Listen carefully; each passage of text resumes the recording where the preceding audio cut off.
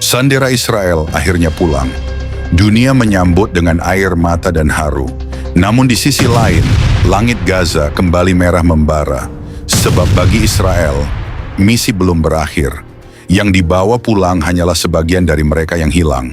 Dan di bawah tanah Gaza, sisa-sisa Hamas masih bergerak, masih bersembunyi, masih melawan. Kini dunia menyaksikan babak baru perang ini. Bukan lagi tentang pembebasan Sandera, tapi tentang pembasmian total sebuah kekuatan yang menantang Israel selama puluhan tahun. Israel menyebutnya operasi lanjutan, tapi banyak pengamat menilai inilah fase pembersihan terakhir.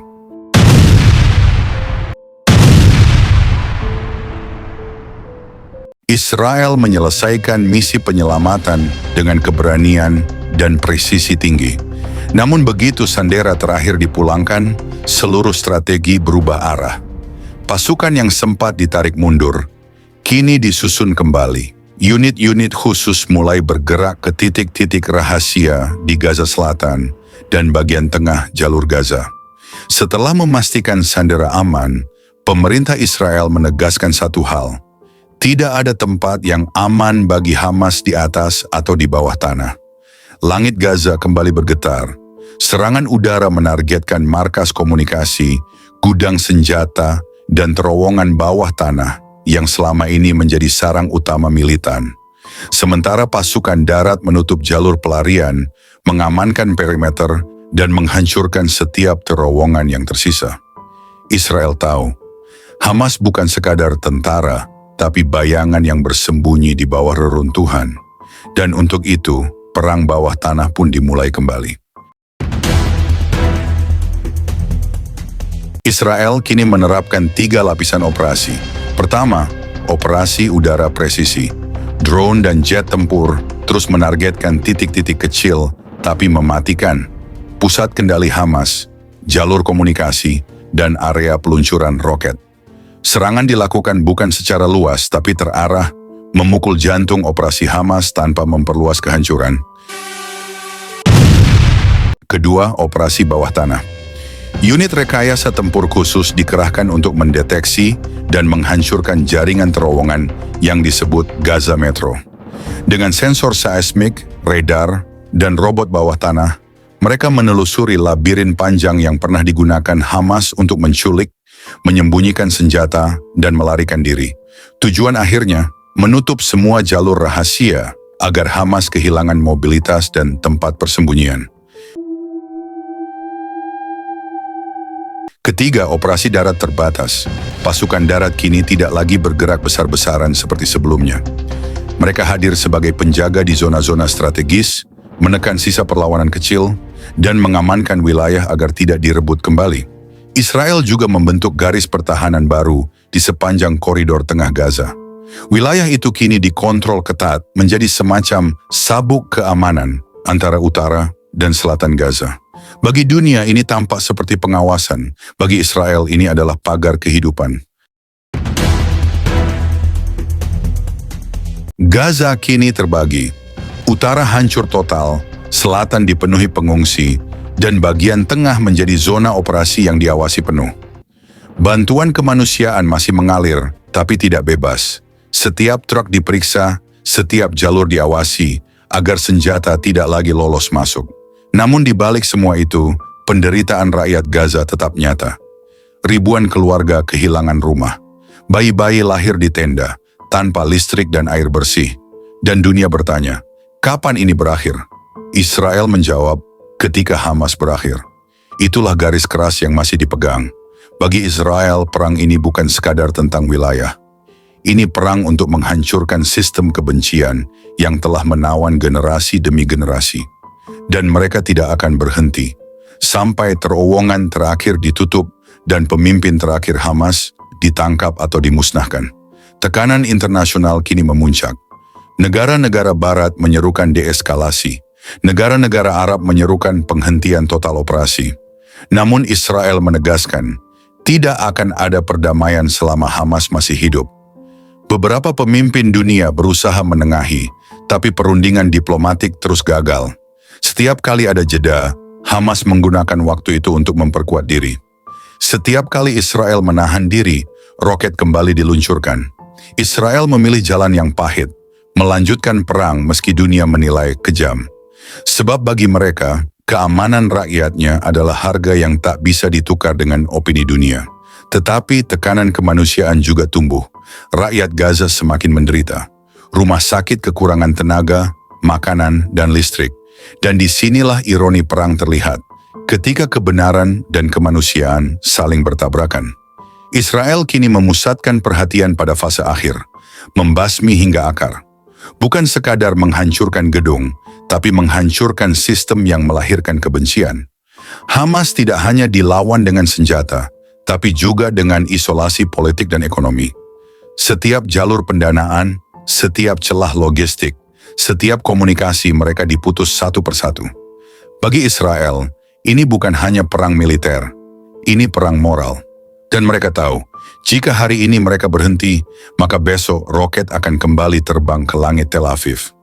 Sandera sudah pulang, keluarga bersuka cita, tapi medan perang belum tenang. Gaza masih berasap, dan masa depan wilayah itu masih tergantung pada dua hal. Apakah Hamas akan menyerah, atau Israel akan terus maju tanpa kompromi? Sejarah akan mencatat babak ini bukan sekadar perang, tapi ujian antara kebebasan dan fanatisme, antara pertahanan diri dan kehancuran bersama. Israel kini berdiri di garis tipis antara keadilan dan kecaman dunia. Namun mereka memilih untuk melangkah, karena bagi mereka, membiarkan teror hidup berarti mengundang kematian kembali. Dan sementara dunia memperdebatkan siapa yang benar, api di Gaza terus menyala, menjadi saksi bahwa perdamaian tidak pernah murah, dan kemenangan selalu menuntut harga yang mahal.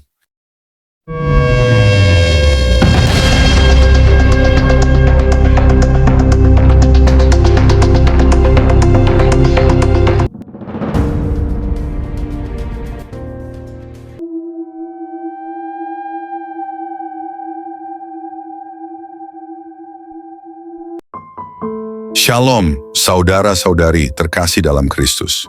Ketika dunia hari ini memandang ke Gaza, kita melihat dua wajah dari satu peristiwa besar.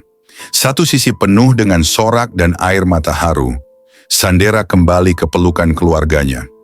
Namun di sisi lain, langit Gaza kembali merah, dan tanah itu masih bergetar oleh peperangan.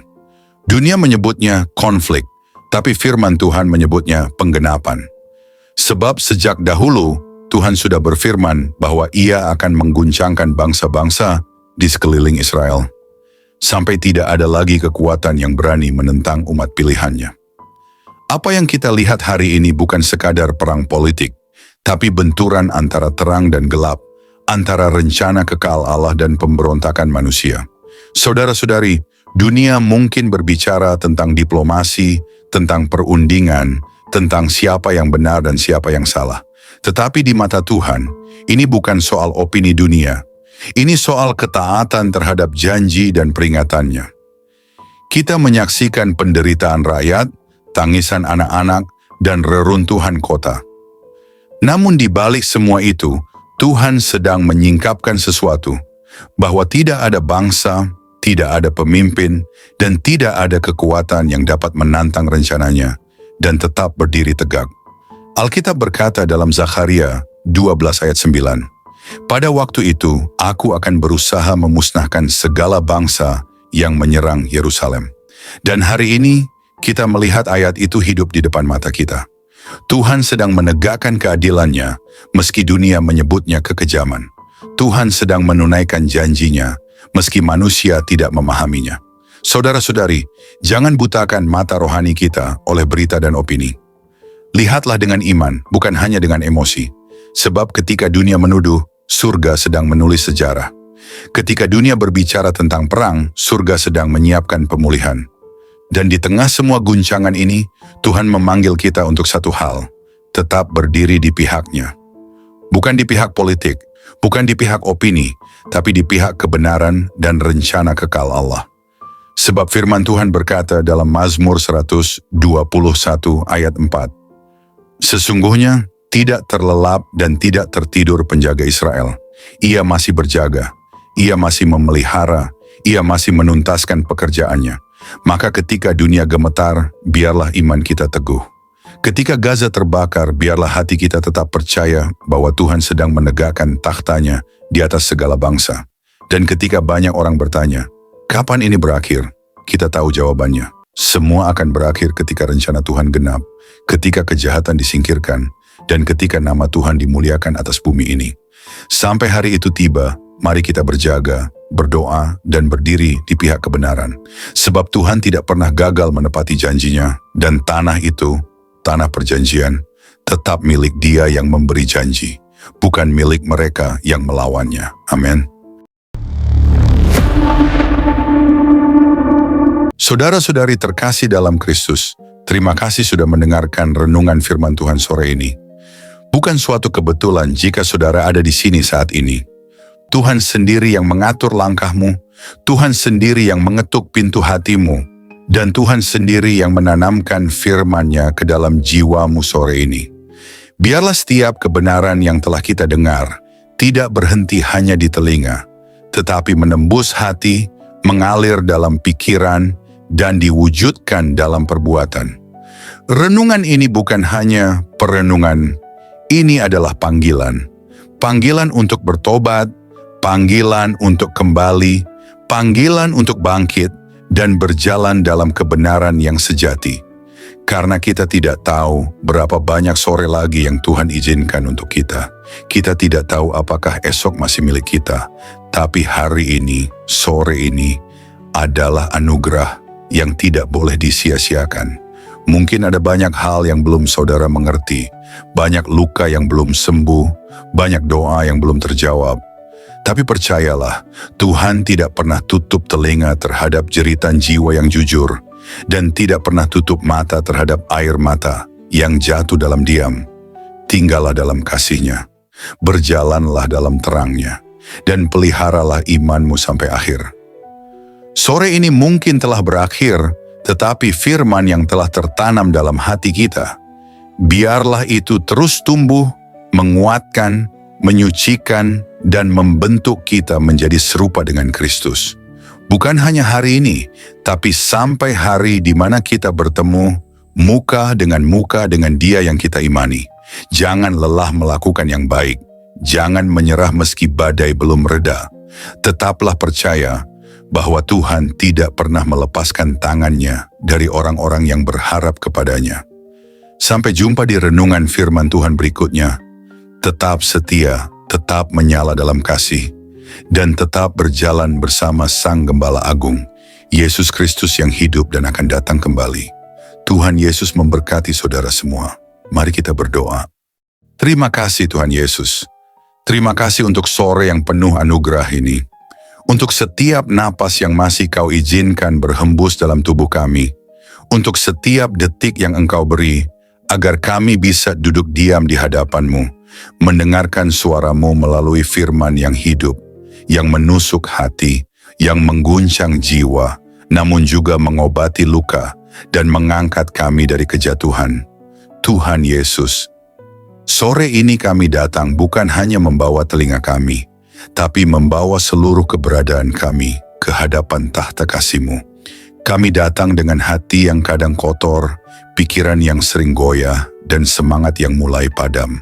Tapi firman-Mu sore ini membangkitkan kami kembali. Engkau berbicara bukan hanya lewat huruf dan kata, tapi lewat roh yang menghidupkan. Kami tahu Tuhan, seringkali kami mengabaikan suara-Mu.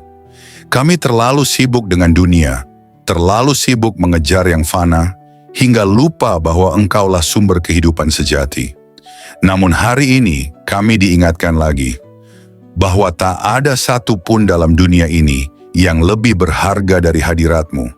Engkaulah mutiara yang mahal, harta terpendam yang layak kami tinggalkan segalanya demi mendapatkannya.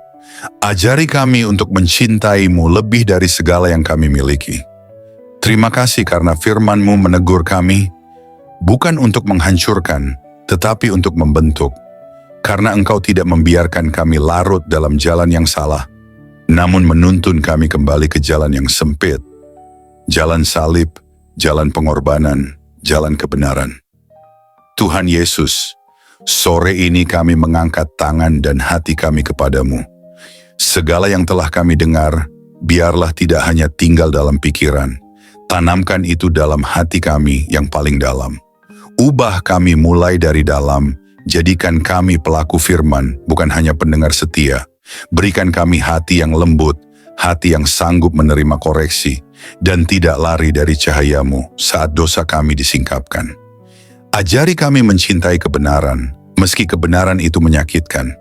Ajari kami berjalan dalam kasih, meski dunia membalas dengan kebencian. Tuhan, jadikan kami terang di tengah kegelapan, garam di tengah kebusukan dunia ini. Dan ketika nanti malam datang, dan kesunyian menggantikan keramaian, biarlah firman-Mu terus bergema dalam hati kami. Biarlah suara-Mu lebih nyaring dari hiruk-pikuk dunia. Dan ketika kami tidur malam nanti, biarlah kami tidur dalam pelukan kasih-Mu. Dengan hati yang sudah dipulihkan, jiwa yang sudah disegarkan, dan semangat yang kembali menyala untuk berjalan bersama-Mu besok pagi. Tuhan, kami tahu hari-hari ini tidak mudah. Kami hidup di zaman yang gelap, di zaman di mana kebenaran dikompromikan, iman diperjualbelikan, dan kasih menjadi dingin. Tapi kami mohon, jangan biarkan hati kami menjadi seperti dunia. Teguhkan kami, tanamkan keberanian dalam jiwa kami. Berikan kami api dari surga yang tidak padam, untuk tetap setia sampai akhir. Kami tahu jalan sempit itu tidak mudah, tapi kami tahu Engkau menyertai setiap langkah yang kami ambil. Meskipun air mata kami jatuh, Engkau mengumpulkannya dalam kirbat-Mu.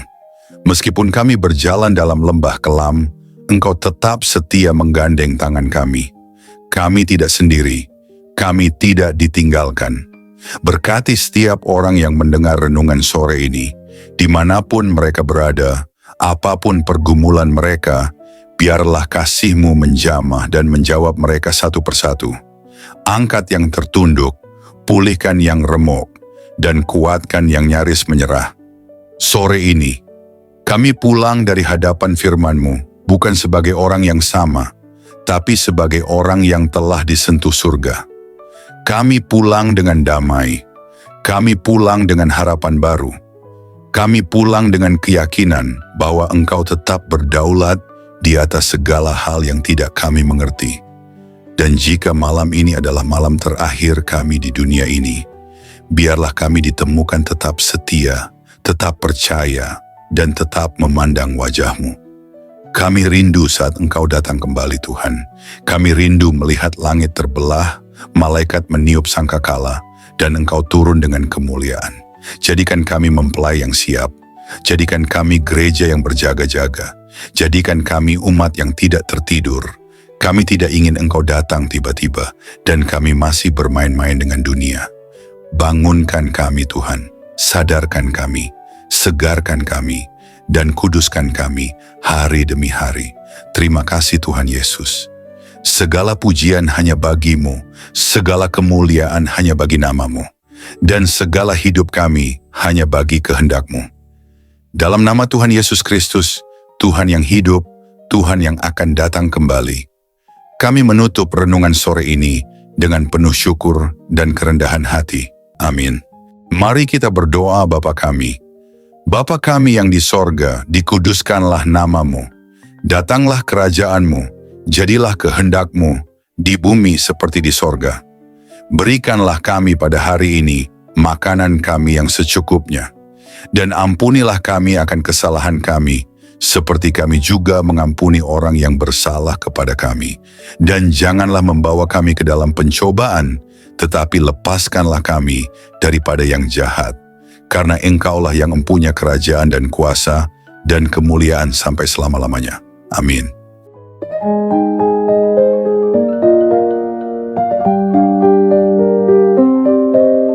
Saudara-saudari terkasih dalam Kristus, terima kasih banyak atas kesetiaan saudara-saudari mengikuti renungan firman Tuhan sore ini sampai selesai.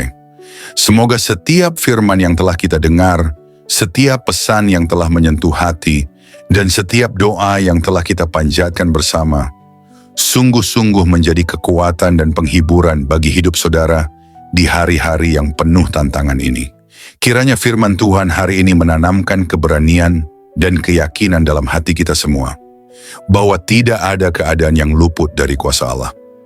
Dalam kegelapan dunia yang semakin pekat, marilah kita tetap menjadi terang yang memancarkan kasih, kebenaran, dan pengharapan yang hanya datang dari Tuhan. Jangan pernah menyerah, sebab Tuhan berjalan bersama kita, menuntun langkah kita, dan membukakan jalan saat kita merasa terjebak dan buntu. Ingatlah bahwa di setiap pergumulan ada pertolongan Allah yang siap datang, dan dalam setiap tangisan ada penghiburan yang dari surga. Kami mengajak saudara-saudari untuk terus membagikan berkat ini kepada orang-orang yang membutuhkan.